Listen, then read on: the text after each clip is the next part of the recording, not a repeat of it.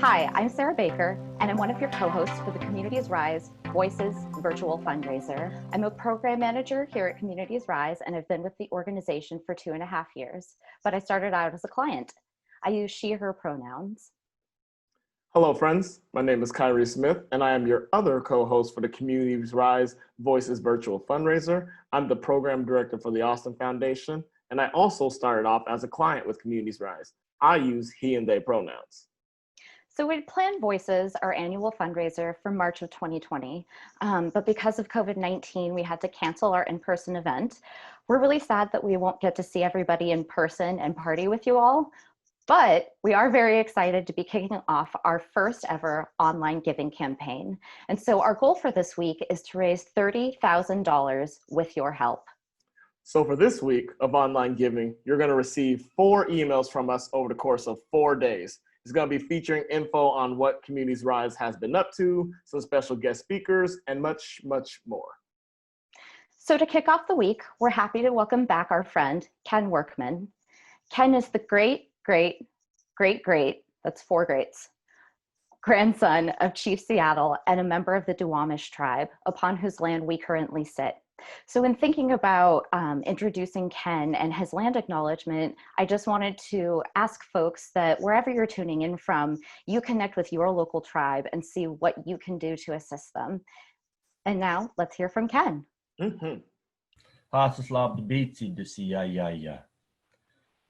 These words, they mean, it is good to see you, my friend. And these words are the words of the Duwamish people, the words that we were speaking before my great-great-great-great-grandfather, Chief Seattle, welcomed these strangers onto this land. My name is Yayus Stobes. Yayus means work and Stobes means man.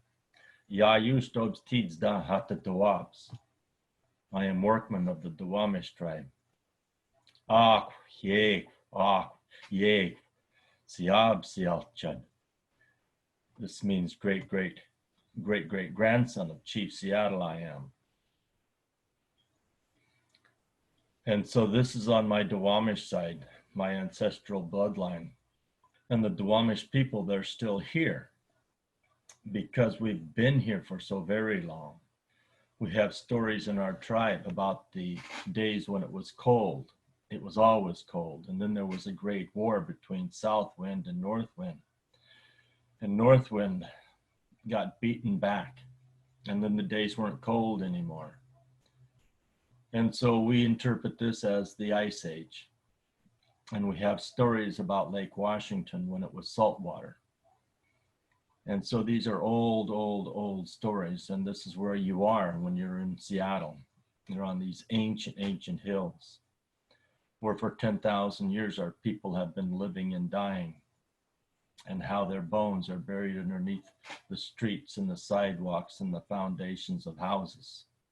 For 10,000 years we've been watching out after our people. We are custodians of this land. As Duwamish people, it's important that we recognize all the people that are here and all the work that they do, the good work that they do. And so we say thank you.